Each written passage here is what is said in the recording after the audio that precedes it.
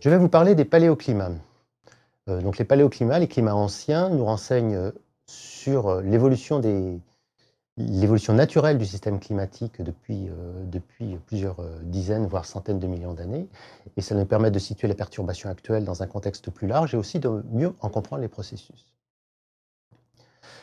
Sur cette figure, vous avez une évolution des températures à la surface de la Terre au cours des dernières environ 500 millions d'années, quand on se place à la gauche de la figure, jusqu'à la période actuelle sur la droite de la figure. Et vous remarquez que l'échelle de temps est zoomée sur la partie la plus récente, avec des unités qui correspondent à des milliers d'années sur la partie droite, et plutôt des dizaines, centaines, voire des centaines de millions d'années sur la partie gauche. L'amplitude de ces variations est de plusieurs degrés, voire même jusqu'à environ 10 degrés plus chaud pour les périodes les plus chaudes.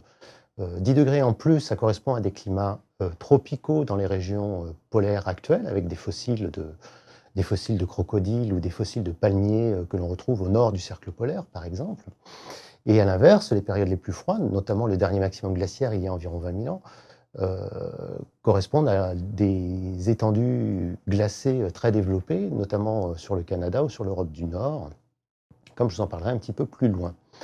Ce qu'il faut remarquer, c'est que notre période récente, disons à l'échelle de l'évolution des écosystèmes, c'est-à-dire quelques millions d'années, nous sommes plutôt dans une période relativement froide, et nos écosystèmes sont plutôt adaptés à des climats froids, tels qu'ils ont pu fluctuer au cours des dernières périodes glaciaires interglaciaires. Dans ce contexte, une question intéressante, c'est de savoir ce qui permet de réguler le climat aux échelles de temps géologiques.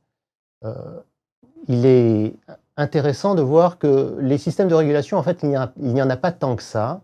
Et sans doute le plus important, c'est le cycle du carbone. En effet, le carbone sur Terre est contrôlé essentiellement par une source volcanique, c'est-à-dire la quantité de carbone augmente dans l'atmosphère et dans les océans sous l'influence des volcans.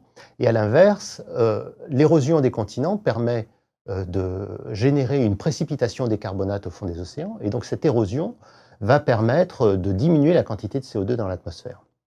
Il se trouve que l'érosion dépend du climat, et plus il fait chaud, plus l'érosion est importante, et c'est ce mécanisme qui va permettre de contrôler la température à la surface de la Terre aux échelles de temps géologiques. En particulier, vous avez sur la gauche un zoom sur la transition paléocène-éocène, il y a environ 55 millions d'années. Cette période de temps est assez intéressante puisqu'elle correspond à un événement abrupt, à un accident climatique avec une remontée très brutale des températures, comme on peut le voir sur la figure du milieu. Donc l'échelle de temps ici s'étale entre 56 millions d'années jusqu'à 54 millions d'années. On voit que ce réchauffement très brutal d'environ 5 degrés s'accompagne sans doute d'une augmentation des gaz à effet de serre dans l'atmosphère et d'une augmentation de l'acidité dans les océans. Donc ce n'est pas sans rappeler ce qui nous arrive en ce moment. Et de façon naturelle, le thermostat carbone permet de revenir à l'état initial au bout d'environ 200 000 ans. C'est-à-dire notre planète est régulée à travers le cycle du carbone avec une constante de temps d'environ 200 000 ans, ce qui est très court à l'échelle géologique, sans doute un petit peu long à l'échelle de nos sociétés humaines. De façon plus récente, nous avons donc des cycles glaciaires interglaciaires avec une alternance récente donc, entre des périodes de maximum glaciaire, comme il y a environ 20 000 ans, et puis des périodes interglaciaires comme ce que nous vivons aujourd'hui, ou en tout cas dans la période historique. Alors ces cycles sont très intéressants parce que, d'une part, dans l'histoire des sciences, c'est la première démonstration que les climats changent effectivement au cours du temps. Donc au XIXe siècle, c'est la découverte de ces périodes glaciaires qui a posé la question climatique aux scientifiques, et donc de savoir comment fonctionnait le système climatique. Et les mécanismes sous-jacents ne sont d'ailleurs toujours pas très bien compris. Alors, il est clair que ces cycles sont rythmés par les paramètres orbitaux de la Terre, donc par des phénomènes astronomiques, mais il est aussi prouvé maintenant que le cycle du carbone a un rôle très actif dans le fonctionnement de ces cycles glaciaires interglaciaires.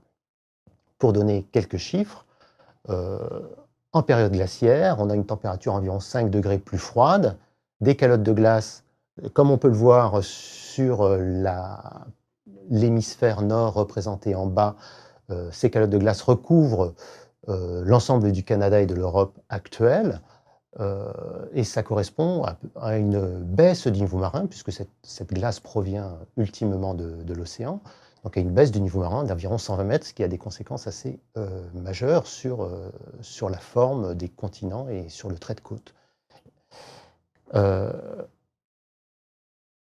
On pourrait penser que ces variations climatiques à long terme sont en général lentes, ce qui est vrai. Une des surprises de ces dernières décennies, c'est de s'apercevoir qu'en fait, il y a certains événements extrêmement rapides qui surviennent au cours de ces changements climatiques. En particulier, pendant les périodes de réchauffement, comme la dernière déglaciation, on se rend compte que l'on peut avoir des réchauffements très très importants, de l'ordre de 10 degrés au Groenland en environ, à l'échelle d'une vie humaine, c'est-à-dire environ 50 ans. Et sur ce même type d'événement, on a de façon associée des débâcles d'icebergs très importantes, donc avec des diminutions importantes du volume des calottes de glace. Notamment, il y a 14 600 ans, on s'est rendu compte que le niveau de la mer était remonté d'environ une vingtaine de mètres en 300 ans, ce qui correspond à un rythme d'environ 5 ou 6 mètres par siècle, ce qui est absolument considérable. Donc ce genre d'événements très rapides dans les changements climatiques sont encore très mal compris, mais ça pose effectivement des questions dans le contexte actuel, de savoir si ce genre de choses doivent être envisagées ou pas à l'échelle du siècle ou des siècles prochains. Donc pour conclure, on se rend compte que les composantes lentes du système climatique ont un rôle finalement assez structurant sur l'état du système climatique. Donc notamment dans ces composantes lentes, j'inclus l'océan profond, les calottes de glace et le cycle du carbone à long terme tel que je vous l'ai présenté. Et les mécanismes associés, malheureusement, ne sont pas toujours bien compris, ils sont relativement incertains parce que nous manquons de recul et d'observation quant aux variations de ces composantes lentes du système. Et par conséquent, elles sont souvent relativement mal prises en compte, voire parfois pas du tout prises en compte dans les projections climatiques futures.